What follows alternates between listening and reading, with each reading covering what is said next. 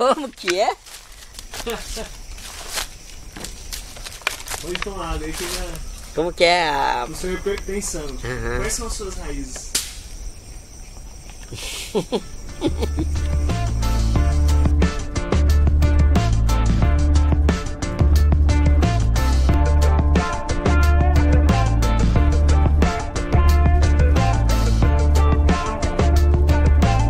Dois amigos documentaristas caíram na estrada e percorreram 25 mil quilômetros pelo Brasil a bordo de um Chevrolet Caravan 76, passando pelas principais paisagens do país. Em cada um desses lugares, buscavam os personagens típicos para juntar um quebra-cabeça que contasse as histórias do Brasil e dos brasileiros. Para isso, faziam uma única pergunta, a mesma do início do vídeo: quais são as suas raízes?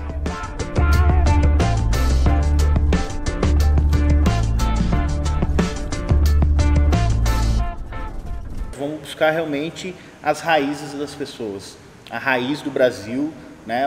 A raiz do brasileiro e a raiz... No seu sentido mais diverso também, sabe? As raízes, né? Porque cada raízes, pessoa tem a sua raiz, raízes, mas existe uma diversidade imensa de raízes, né, cara? E era uma coisa que a gente praticou bastante no documentário, que a gente sempre fez essa pergunta, né, para os entrevistados, né? E qual é a sua raiz? E algumas pessoas respondiam, né? É uma pergunta difícil de prontidão o que vinha na cabeça, e outras pessoas ficavam ali, não, mas raiz do quê? Como assim? Que tipo de raiz, né? E a gente sempre deixou muito livre assim, não, o que você interpreta de raiz, né? Fale a sua raiz, qualquer que seja. Formula o seu né? conceito Formula de raiz o seu conceito e diz qual de é raiz, pra né? gente. E aí a gente vê hoje no material final que apesar de tão diversas as respostas, elas são todas muito parecidas, assim. Elas sempre giram em torno do mesmo objeto principal ali, que é em torno da família, das relações, né, do que se constrói em vida, né, do que se constrói, que se deixa de legado. Das relações com o lugar sim, também, das relações com a natureza, das relações com as pessoas, né. E era esse o objetivo principal da Expedição Raiz: fazer todas as pessoas olharem para dentro e valorizarem todos esses tipos de relações, criando uma consciência que levasse cada comunidade a desenvolver o turismo de base comunitária, tornando os próprios moradores das comunidades os protagonistas do turismo na região em que vivem. E quando a gente fala no turismo de base comunitária, turismo sustentável, o negócio é muito amplo, mas basicamente acho que ele trabalha numa proposta, assim, né, de que ele tem que ser socialmente viável, né, culturalmente amplo e inclusivo, né, tem que ser sustentável, né, o máximo possível. E os atores desse turismo comunitário tem que ser a própria comunidade. Sim. Então assim, não adianta chegar uma grande empresa hoteleira ou um resort, botar um resort lá e contratar a comunidade para ser camareira. Isso não é um turismo de base comunitária, você está usando a comunidade para o seu empreendimento. O turismo de base comunitária é quando a própria comunidade se organiza, então você tem a dona do restaurante, o dono da pequena pousada, o dono do receptivo turístico, e essa comunidade, que pode ser um quilombo, pode ser ribeirinha, uma comunidade ribeirinha, pode ser uma comunidade, enfim, geralmente são em lugares pequenos, né, comunidades. Eles desenvolvem o turismo, propriamente. E esses lugares geralmente são muito bonitos, né, e particularmente a gente escolheu 12 lugares que fossem muito bonitos e que fossem muito diversos um do outro, né? Não adianta você pegar todas as chapadas do Brasil, porque as chapadas têm algo em comum entre elas, são os paredões e tal. Então tem que pegar caverna, tem que pegar canyon, tem que pegar floresta, né? Então a gente tentou pegar o máximo de ecossistemas diferentes e que essas comunidades tivessem também culturas distintas uma da outra, né? Então, por exemplo, no Rio Grande do Sul, você tem os canyons e tem uma comunidade gaúcha muito forte. Os gaúchos são muito... tem enraizado essa cultura gaúcha, né? Então a gente foi buscar esses enraizamentos. Sim, eu entra na parte do raiz. Inicialmente era realmente dar voz para esse tipo de turismo, né? Mostrar que isso está acontecendo, que é pouco divulgado, que não está no mainstream, né? Que não está aí na grande mídia, né? A gente foi buscar esse turismo, né? Mas só mostrar turismo, né? Não dá para só mostrar o que acontece lá. Então vamos mostrar a vida dessas pessoas, né? E aí foi onde a gente chegou no conceito final do projeto, da Expedição Raiz. E aí Raiz calhou também pelo nosso estilo de projeto, né? Carro velho, sem dinheiro, né? Estilo meio roots, né? E aí veio tudo meio que somar para o contexto todo, sabe? O carro também né? Apesar da gente ter escolhido a Caravan por ela ser grande, por ter um motor bom, ser de fácil manutenção, a gente queria tirar um pouquinho do nosso foco como viajante, né? A gente não queria ficar se gravando o tempo todo, falando para a câmera, né? Então a gente deu o protagonismo para essas pessoas das comunidades, e quem liga toda essa história é o carro, né? É a viagem, é a nossa viagem dentro do carro. Somos nós três, né? Digamos assim. Ela divide um pouco a atenção. A atenção, né? Porque apesar de cada episódio ter a sua história própria, os 12 episódios têm a história da viagem, né? E o carro ele vem muito para suprir essa nossa necessidade de não querer aparecer tanto para as câmeras, né? Então muitas vezes o carro está aparecendo, né? Isso é super legal, assim. E ele é um carro estiloso, né, cara? Todo lugar que a gente chegava, a gente ficava de cara, assim, né, meu? A gente passando aquelas cidadezinhas no meio do Nordeste, assim, de casinha colorida, todo mundo na janela, a gente passava, a galera ia acompanhando, assim, ó.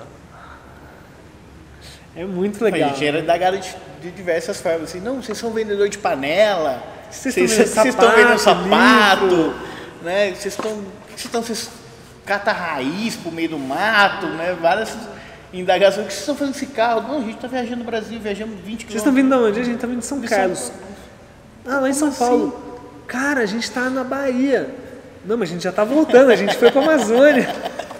E aí era uma coisa legal também. No começo da viagem, tô viajando há 20 dias, tô viajando há 30 dias, é uma coisa mais comum, né? Aí quando a gente fala, a gente tá há 200 dias na estrada. Com esse carro. Né? A gente tá morando nesse carro há 7 meses. Como assim vocês estão morando dentro do carro há 7 meses, né? E a gente morou. Tudo bem, hoje quando a gente entra no meio, a gente acaba descobrindo mais pessoas. Então a gente sabe que muitas pessoas moram dentro do carro. Vivem assim, né? Que vivem há muito mais tempo dentro de um carro do que você, que já fez coisas muito mais loucas. Mas cada história tem sua particularidade, né? E acho que a nossa, assim, ela tem detalhes muito dela, assim, sabe? A escolha do carro, essa relação com as pessoas. Ela tem uma vida própria, essa história, que é muito legal. O Otávio tem razão. A história da viagem é tão legal e foi tão bem captada pela dupla de documentaristas que a Expedição Raiz foi indicada como o melhor documentário em 8 festivais internacionais de cinema. E a viagem foi ainda mais longe. O Otávio e o Márcio transformaram toda essa aventura pelo Brasil em uma série dividida em 12 capítulos que estreará no mês de março no canal Mais Globosat. Além da Caravan 76 ser um importante personagem da viagem, esse é um canal de Overland, então motivo não falta para falarmos um pouco mais sobre a escolha desse clássico brasileiro. Muito antes da gente ter carro e de ter locais, eu já cheguei com o Marcinho e falei assim, cara, nossa série vai ter 30 minutos, vai começar os primeiros 3 minutos, uma introdução assim, depois a gente passa para uma entrevista assado. Então, já existia, a viagem ela já existia antes, bem antes da gente começar, de fato, a se preocupar com os detalhes da viagem. Que foi acontecendo nos meses seguintes, né? Então a gente não dá para ir de ônibus, porque não dá para levar tanto equipamento no ônibus, não dá para ter segurança, é muita mão viajar de ônibus, né, cara? Não sei se você já fez um mochilão, alguma coisa assim de ônibus, mas, cara, todo dia você tem que estar com aquela mochila carregada, levar a sua casa inteira nas costas. Tá, então a gente vai de carro. Que carro que a gente vai? Sendo que a gente não tem dinheiro, né? A gente queria ir com uma Land Rover, com uma F1000 toda adaptada. Não, a gente não tem, isso está fora de cogitação. Então a gente começou a buscar carro. E aí o primeiro carro que a gente procurou foi uma Variante. Uma Variante 2. A gente foi lá nos confins da Zona Leste de São Paulo, ver uma Variante. Tava horrorosa, assim, muito zoada mesmo. Acho que, você lembra quanto que custava? R$3.000, alguma coisa assim. Aí a gente falou assim, velho, a gente vai morrer se a gente fizer a viagem nesse carro. O motor é dentro do carro, então é quente pra caramba. Imagina você no meio do Jalapão numa Variante, cara. Não, desencana de Variante? Desencana. Aí um dia a gente chegou à conclusão de que talvez a Caravan fosse o melhor carro para fazer essa viagem. E aí a gente começou a buscar muito uma Caravan e, cara, olhar o LX, Mercado Livre, site de compra de desapego. E aí apareceu essa aqui em São Carlos, que era a nossa cidade natal. É a nossa cidade natal. E foi amor à primeira vista, né, cara? A gente saiu com a Caravan sem pagar o cara. A gente chegou lá, olhou uma Caravan e falou, é ela. nós vamos levar. E o cara, não, mas a gente precisa fazer os trâmites. Não, amanhã a gente deposita a grana. Podemos levar? Podemos levar. E o cara deu a chave e a gente saiu com ela sem pagar R$1, assim. Falamos, não, agora é nossa. O cara não tira mais da gente, a gente paga ele amanhã. E aí na semana a gente fez o trâmite todo lá, de passar o carro pro nome, assinar recibo, essas coisas. Mas já saímos com o carro de lá, assim. Sim. Saímos com ele andando. Porque ele estava muito bom. Tava um carro ótimo, assim. Lógico, depois disso a gente gastou quase R$20 mil em adaptações e melhorias no carro. Mas era um carro que estava já muito bem conservado, sabe? Você olhava assim, o motor dele não tinha uma marcazinha de óleo vazando, alinhado, estrutura zerada, sabe? Mas, por exemplo, esse banco aqui, que é o banco original dela, a gente de cara falou assim, não dá para viajar 20 mil quilômetros sentado nesse banco. E ele é super confortável, mas não tem um encosto adequado de cabeça, sabe? A gente queria um encosto de braço, porque, são muitas horas dirigindo, né? E nisso a gente começou a adaptar o carro na garagem da casa de um amigo nosso, que hoje é o dono desse barracão, mas foi na casa dele que a gente fez. E foi muito louco, assim, né? Foi uma experiência muito legal. Montar o carro, você já está na viagem quando você começa a montar o carro. É ou não é? A gente demorou 4 meses para montar o carro, assim, entre a compra e a saída da viagem. Assim. Então era todo final de semana, a gente morava em São Paulo ainda, a gente vinha de São Paulo para trabalhar no carro. E deixava o carro durante a semana no eletricista, no cara da suspensão, né? E falava assim, olha, eu quero levantar essas 4 suspensões e um pneu mais forte. O que você recomenda? Pneu de Kombi. 4 pneus de Kombi no carro. Então até hoje, é o pneu que fez a viagem. E nisso foi, 4 meses, chegou um momento que o carro já estava todo pronto, em termos estruturais, digamos assim, né? Elétrica toda zerada, motor, o que a gente achava que estava bem zerado, depois a gente descobriu problemas durante a viagem. Aí a gente começou a fazer as pequenas adaptações para a viagem, que seria, por exemplo, pôr iluminação no carro inteiro. Porque você imagina, a gente vai morar num carro, encostou o carro no lugar, vou fazer um rango, não tem uma lâmpada para fazer uma comida. Não dá. Então lá atrás você abre a tampa de trás, acende uma iluminação de LED zerada, assim, né, Foi ótimo, assim. Nosso planejamento que ficou na nossa mão foi muito bom. Eu considero ele muito bom. Então no cockpit do navegador, você abre então ali o porta-luvas, puxa uma mesinha que a gente fez, põe o computador, internet funcionando dentro do carro, tomada 110 funcionando dentro do carro, então a gente estava sempre carregando as baterias, o computador podia rodar, a gente rodava o dia inteiro, o computador ligado. E a engenharia foi toda feita na hora, né? A gente olhava e falava, precisamos de tal coisa, como a gente vai construir? Compra isso, compra aquilo, saía medindo, cortando e montando, sabe? Foi o que rolou. Na raça, assim, sabe? Raça. Não tinha uma Thule mandando um bagageiro pra gente, uma náutica mandando mesinha. Não, a gente fez a mesa, a gente fez o bagageiro e tá aí, chegou com a gente, sabe? Então, dentro de um cenário ruim, de não ter grana, de ter um carro antigo, a gente fez o melhor protótipo possível. Lógico, o carro deu problemas, né? Bastante. Muito problema. Não, platinado, né? Foi a pior escolha. O pior erro da gente na preparação foi não colocar uma ignição eletrônica. A gente, por um pouco de medo de estar nos lugares muito remotos aí, não ter uma peça de reposição, ou se quebrasse não conseguir arrumar. Ele é um carro que não tem nada eletrônico, né? Aí cara? A gente ficou com medo e mantivemos o platinado, né? E aí isso foi dando dor de cabeça, assim, a viagem toda. De norte a sul do Brasil. A gente trocou uns 30, 40 não, e assim, durante a viagem. E aí são histórias que vão surgindo durante a viagem, né? Quando a gente estava no Maranhão, já assim, cara, não tinha o que fazer, tava foda, desculpa, tava difícil demais de levar o carro. Cada 100 km, 150 km, saía do ponto, encosta, podia ser de dia, podia ser de noite, não escolhia lugar. Encostamos, um opaleiro encostou na gente, falou assim, posso ajudar vocês? Cara, pelo amor de Deus, ajuda a gente. Aí ele começou a olhar e viu que a bobina que a bobina, que é da parte elétrica ali do carro, estava colada, parafusada no bloco do motor. Então, não é que o platinado saía do lugar a cada 100 km, a bobina fervia a cada 100 km. Né? Então, e o que acontecia? Que a gente achava que estava regulando o platinado, a bobina esfriava, então em algum momento o carro ligava de novo. Né? Aí a hora que o cara falou assim, vamos tirar essa bobina daqui, vamos colar ela aqui. Parou de dar problema no platinado. 50% dos problemas. Entendeu? Só que nessa altura da viagem a gente já não tinha um motor de partida. Então toda vez que tinha que ligar o carro, tinha que empurrar. Imagina, a gente está em dois. Era um sentado no volante e um empurrando. Um carro de mais de 2 toneladas. Independente da situação, da estrada. Podia ser no Ceará, enfim, qualquer lugar. E todos os problemas de um carro que já estava, caindo escapamento, sabe? Chegamos no Recife, o carro estava pulando, porque já não tinha um amortecedor. Então, assim, a gente resolveu um problema, mas já tinha outros 5, né?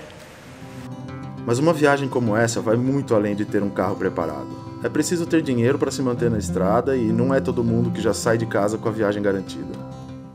E aí a viagem rolou, cara. A gente tinha metade da grana para fazer a viagem, né? A gente já sabia que o nosso dinheiro ia acabar no meio da viagem. Antes de começar a viagem. Antes de começar, né?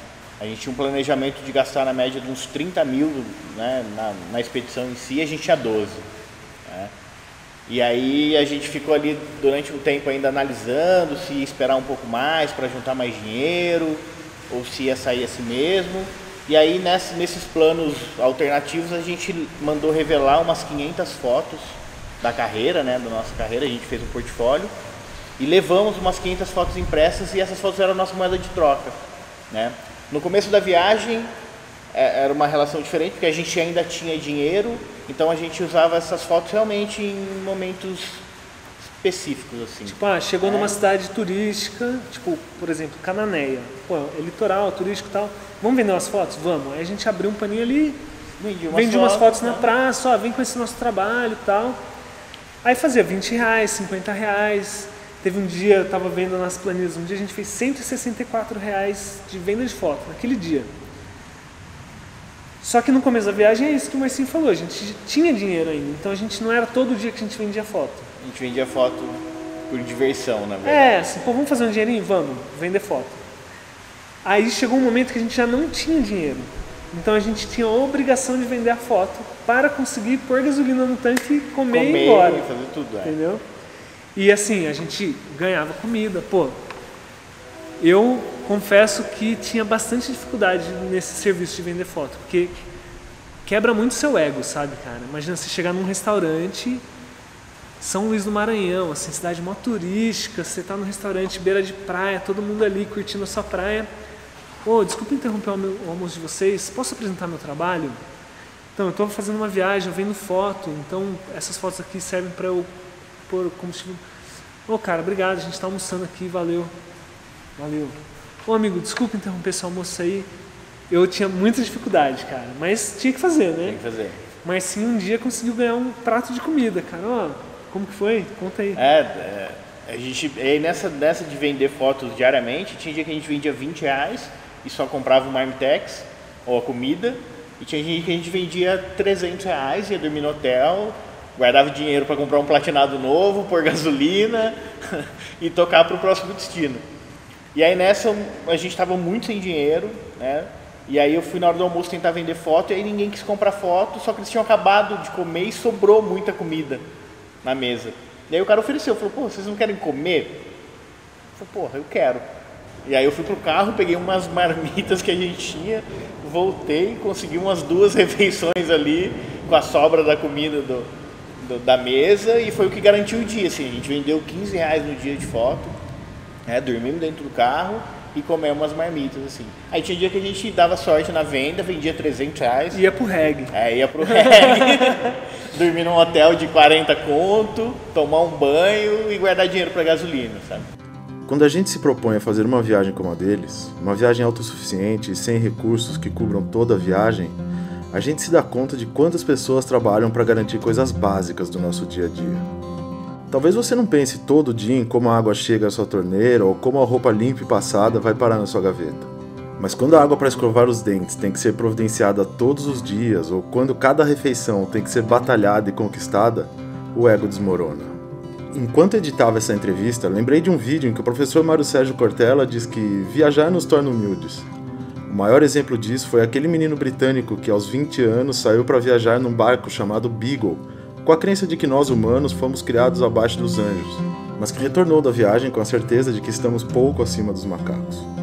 O nome do menino era Charles Darwin. E aí isso do meio da viagem para frente virou rotina, né? Eu acho que a viagem passou a ser muito raiz mesmo assim depois do Jalapão, né? Que foi onde a gente quebrou o carro e quebrou a grana, acabou o dinheiro, enfim. Né? A gente esperava no planejamento inicial fazer até a volta da Amazônia, fazer toda a Amazônia com o nosso dinheiro. Né? Entrar ali na região do Araguaia, Xingu, ir até o Acre de carro, pôr o carro dentro de um barco e descer até Belém do Pará. Esse era o nosso plano inicial, mas aí no Jalapão a gente bateu Detalhe, o carro. né? Um carro que não é traçado, né? É tração só na traseira. Aí no Jalapão a gente sentiu já o que é ser overlander já de raiz, sim, entendeu? Quebramos o carro, ficamos 30 dias quebrado, né? Não tinha peça, a gente teve que buscar uma peça na Bahia, né? A gente bateu o carro. Já falei algumas vezes aqui no canal que o Jalapão é bruto, e por isso deve ser percorrido em carros 4x4 de verdade. As estradas são muito ruins e o grau de isolamento é muito grande. Eles conheceram de perto as dificuldades do Jalapão e sentiram na pele e no psicológico o que é ter um problema em pleno Jalapão. Então a gente já sabia que ia ser muito difícil fazer o Jalapão sem um carro 4x4. Mas a gente foi sabendo do risco que corria. Então você tem as estradas principais do Jalapão, são todas de areia, mas tem as estradas secundárias que levam para as casas das pessoas, que além de ser de areia, passa um carro por semana, passa muito pouca gente ali, então ela é muito mal cuidada, assim, sabe? E beleza, tava o Márcio dirigindo, ali uns 40 km por hora, você não pode andar muito devagar na areia, e de repente, cara, uma pedra. Só que não era O cara tá distorcendo a história, era ele que tava dirigindo, velho. eu que tava dirigindo, né? O cara veio jogar a culpa da batida agora em mim. Ele crê. Não, reformula essa frase aí, ó. Pode pôr até no ombro aí, valendo. Ó, quem tava dirigindo. Era eu. Eu tava no volante, numa dessas estradinhas a gente tava indo para fazer uma entrevista num fervedouro com um morador local, um senhor. E a uns 40, 50 km por hora para não atolar o carro na areia. E de repente a gente bateu numa pedra. Só que era uma pedra que a gente descobriu depois que ela estava enterrada na areia, assim, estava só a ponta da pedra para fora da estrada. E a batida foi tão forte que tudo que estava no painel foi para o chão. O rádio foi para o chão, abriu a tampa do porta-luva, foi tudo para o chão. A hora que a gente foi abrir a porta para ver o que aconteceu, a porta não abria mais, entortou o carro e travou a porta. A gente teve que abrir o vidro, descer pelo vidro do carro. E no que a gente desceu do carro, só de olhar no chão assim, a gente viu que estava ferrado, assim, aquele rio de óleo vazando. Meu, e assim, a adrenalina já foi a milhão, o coração disparou. No que a gente abriu a tampa, o motor estava tombado dentro do carro, cara. E o eixo dianteiro, não chama eixo, não, né? Longarina. A longarina dianteira do carro torcida e o motor tombado. E nisso a gente falou assim, cara, como que a gente vai sair daqui, velho? Como que a gente vai tirar esse carro daqui? No meio do nada, cara, do nada. Chutei a lataria do carro, meu, foi assim, você entra num estado animal, assim, você não consegue raciocinar, sabe? Ainda mais sem saber como tirar o carro dali e tal. Nisso o Márcio já foi para a estrada principal tentar uma carona, eu fiquei ali. Horas depois ele veio no lombo de uma moto, assim, cara, vamos embora. Deixa o carro aí, vamos embora. Pega o que é importante, põe na mochila, depois a gente vê isso. E aí alguns dias depois disso, na semana entre Natal e Ano Novo. Aí dias depois a gente volta com uma caminhonete, o mecânico dá uma olhada e fala assim, não, a gente vai resolver esse problema de vocês. rebocamos o carro até a oficina que a gente já estava morando. Nessa a gente ficou morando numa oficina mecânica durante 30 dias, né, cara? E aí a gente ficava lá ajudando o mecânico a consertar outros carros, a desmontar um pouco do nosso, e aí foi o trâmite mais demorado e mais sofrido, eu acho, da expedição, assim, né? Durante foi muito foda, cara. Durante essa experiência de estar no Jalapão. Só que você não tá no fervedouro do Jalapão, você não tá nas dunas do Jalapão. Você tá em Mateiros, que é uma cidade que tem 5 mil habitantes, contando a zona rural. Então deve ter 2 mil habitantes no centrinho urbano ali, morando dentro de uma oficina mecânica, com um cara que sangue bom demais, mas que às 6 horas da manhã já tinha tomado 6 latinhas de cerveja e já tava, sabe, a vida foi uma vida muito louca, assim, sabe, aí chegava não sei quem, encostava com um carro ali, a gente virou jalapoeiro praticamente, sabe, todo mundo conhecia a gente e a gente não tinha um puto no bolso, cara, não tinha um centavo pra sair dali, aí liga pra um amigo, Maurício Lino, dono da Pisa Trek, mandou uma grana. Quanto vocês precisam para sair daí? Acho que foi R$2.000. Estou mandando para você um empréstimo pessoal meu só para você sair dessa situação. Vai. Nisso a gente conseguiu comprar a peça, mas até ter a peça e arrumar o carro, a gente tirou o motor do carro. Foi realmente uma situação assim, desesperadora. Hoje a gente chegou a discutir abortar a Expedição Raiz. Cara, liga pra casa, pede dinheiro pro busão e volta. Vamos largar esse carro aí. A gente cogitou largar o carro lá, vender o carro. Né? A gente brigou, né, muito nessa fase, assim, né? Porque foi onde ferrou tudo, assim, né? O dia que a gente ficou com R$3 na mão, assim, foi o dia mais desesperador, assim. Ainda bem que a gente foi fazendo amigos, né? Então, a gente podia ficar até hoje lá no Jalapão, sabe? Se a gente não tivesse dinheiro, a gente estaria morando nessa oficina mecânica, o cara era tão bagaceira, como eles dizem lá, que ele não tinha nem fogão nem geladeira. Não tinha. Aí quando a gente chegou, ele ficou tão brother da gente que ele comprou uma geladeira e comprou um fogão. Ô, rapaziada, agora comprei um fogão pra gente fazer uns vídeos. A gente precisa de estrutura, ele comprou uma geladeira e um fogão. Mas uma coisa que foi muito interessante, e que a gente sempre fala, é o tanto de empatia que a gente causou, o tanto de ajuda que a gente recebeu, cara. Né? As pessoas viam a nossa situação, visivelmente ali, abalados no meio da estrada, barbudo, sujo, né? E as pessoas ofereciam ajuda, né? De todos os tipos de ajuda que você possa imaginar. A gente recebeu até doação de dinheiro, de quantias significativas de dinheiro, até dividir 2 pães e uma banana com algum cara assim, né? No meio da estrada.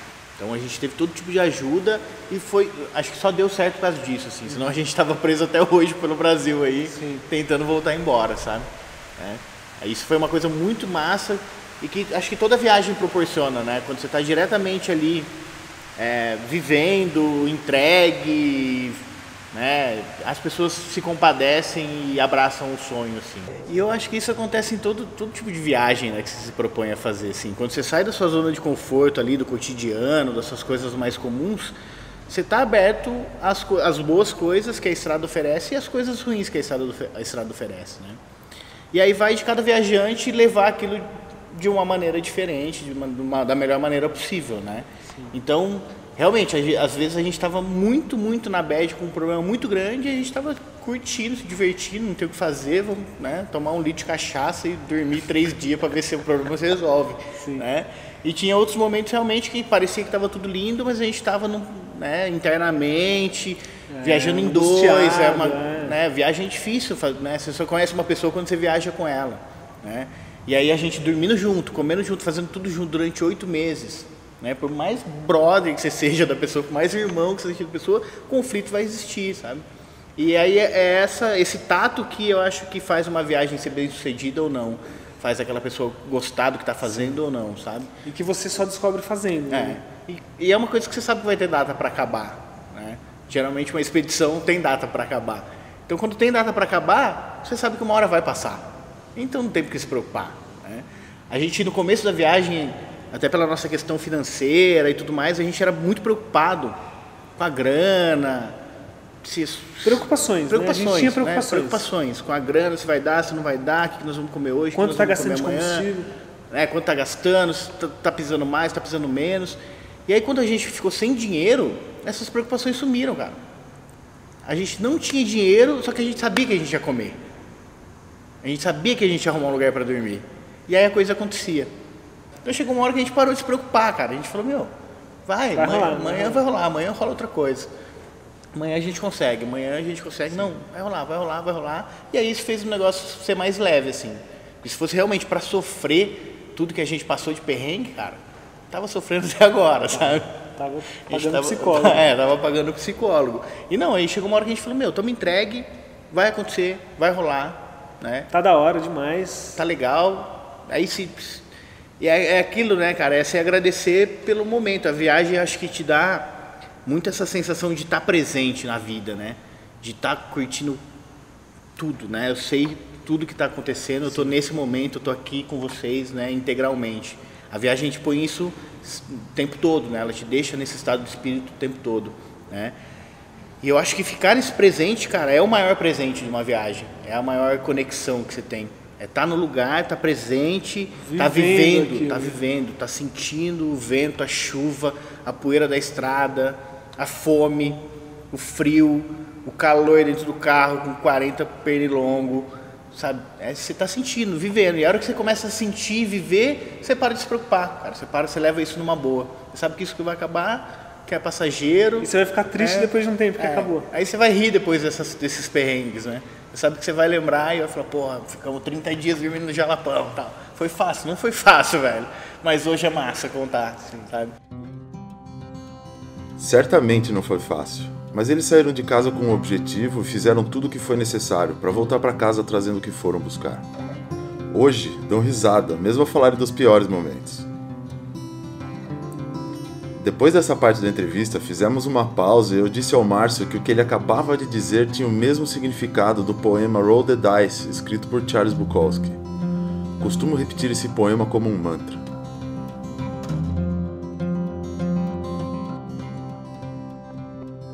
Se você vai tentar, vá até o fim. Se não, nem comece. Se você vai tentar, vá com tudo. Isso pode significar perder namoradas, esposas, parentes, empregos e talvez a cabeça. Vá com tudo. Isso pode significar ficar sem comer por 3 ou 4 dias. Pode significar passar frio num banco de praça. Pode significar cadeia, menosprezo, insultos, isolamento. O isolamento é um presente. Todos os outros são testes da sua resistência, de quanto você realmente quer fazer isso. E você vai fazer isso, apesar da rejeição e dos piores obstáculos. E isso será melhor do que qualquer coisa que você possa imaginar. Se você vai tentar, se jogue. Não há outro sentimento como esse. Você ficará sozinho com os deuses, e as noites irão flamejar como fogo. Faça, faça, faça. Vá com tudo, por todos os caminhos. Você viajará a vida direto até a gargalhada perfeita. Essa é a única boa luta que existe.